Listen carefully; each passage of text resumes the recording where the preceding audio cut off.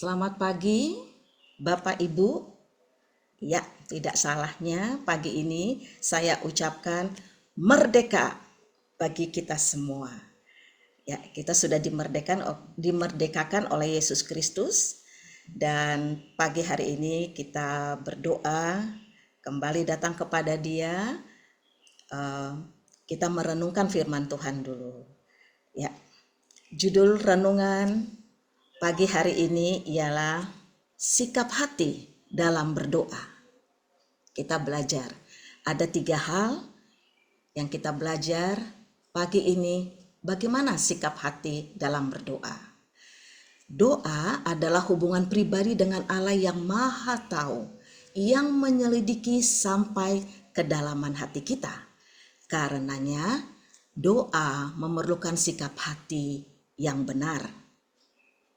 Ya, ada beberapa sikap hati yang perlu kita pahami dan miliki saat kita berdoa. Yang pertama adalah sikap hati yang harus didasari pada kemuliaan dan kehendak Tuhan. Tuhan yang utama, kehendak Tuhan yang utama, bukan kepuasan diri sendiri. Firman Tuhannya dari Yohanes 14 ayat 13. Dan apa juga yang kamu minta dalam namaku, aku akan melakukannya, supaya Bapa dipermuliakan di dalam Anak. Ya, ayat di atas menyatakan kita punya hak untuk meminta kepada Bapa dalam nama Tuhan Yesus, dan kita mendapatkan jawaban doa kita.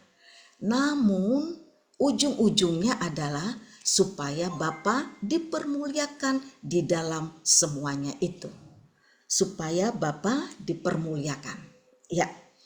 Hal yang kedua adalah doa kita harus dibangun di atas hubungan yang hormat, hubungan yang takut kepada Tuhan, dan juga hangat, bukan sekedar rutinitas. Nah, di sini kita belajar seperti orang Farisi dan pemungut cukai, perumpamaan yang Tuhan berikan ya di Lukas 18 ayat 9 sampai 14. Saya bacakan ya.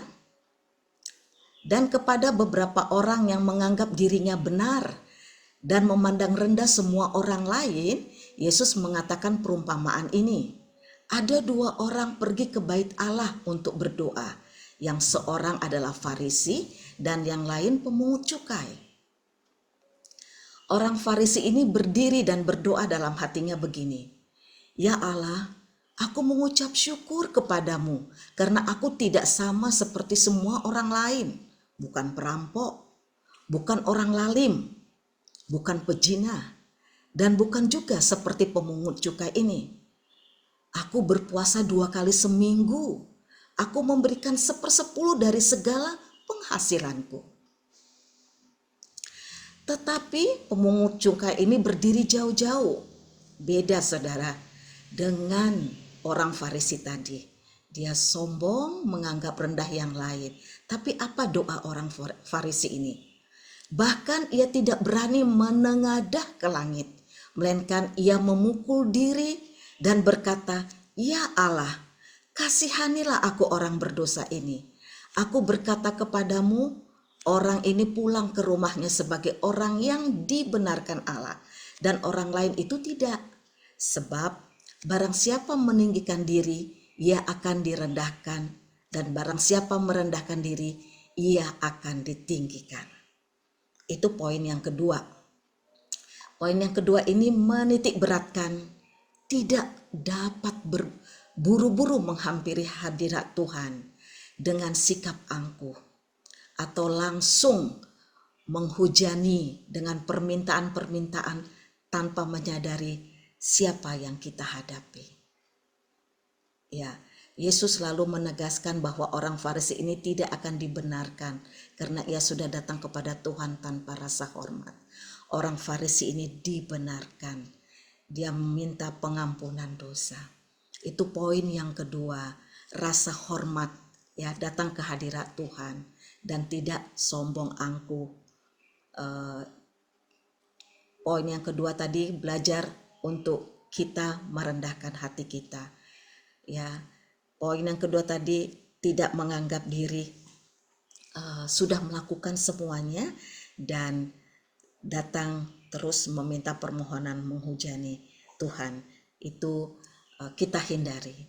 Sikap ketiga yang terakhir adalah sikap hati yang tetap berada di jalur hubungan dengan Tuhan yang baik. Sikap hati yang siap sedia. Apa kata satu hamba Tuhan dari gereja Baptis Spurgeon menulis, ya, kita harus berdoa pada waktu kita dalam suasana ingin berdoa, karena kita berdosa jika kita mengabaikan kesempatan yang demikian baik. Kita juga harus berdoa pada waktu kita tidak merasa ingin berdoa, sebab akan berbahaya jika kita tinggal dalam keadaan tidak sehat semacam ini. Apa maksudnya itu? Kita memerlukan waktu doa yang teratur seperti ini di pagi hari, ya. Dan kita juga memerlukan berdoa di mana dan kapan saja. Ya, jadi ada dua hal. Kita menyiapkan diri kita. Ada doa-doa, waktu doa yang tertentu. Ada juga doa di mana di setiap keadaan dimanapun kita bisa berdoa kepada Tuhan. Jadi berdoa itu harus dilakukan secara teratur seperti ini. Belajar membina hubungan dengan Tuhan, disiplin setiap hari.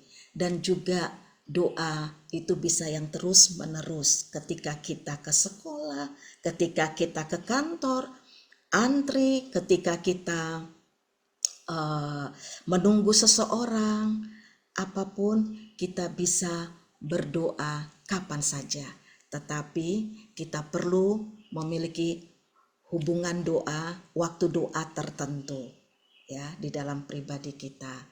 Jadi poin yang ketiga, sikap hati yang terus terbuka, baik itu waktu berdoa yang kita tentukan sendiri, kita disiplin sendiri, atau waktu doa yang terus menerus dalam kehidupan sehari-hari tetap berhubungan dengan Tuhan. Puji Tuhan, mari kita berdoa.